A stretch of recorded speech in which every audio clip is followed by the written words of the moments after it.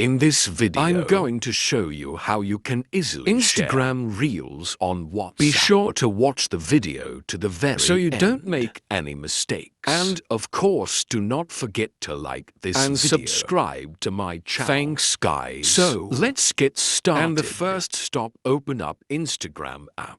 And then first of all, we need just to find a reel we would like to share. Let's say I want to share that one. And all I have to do is just stop right at here. That better airplane icon. After that, we need to tap at share to. And then, if we would like to share that reel on WhatsApp, we need to find WhatsApp up here. Here it is if you can't find it in that toolbar.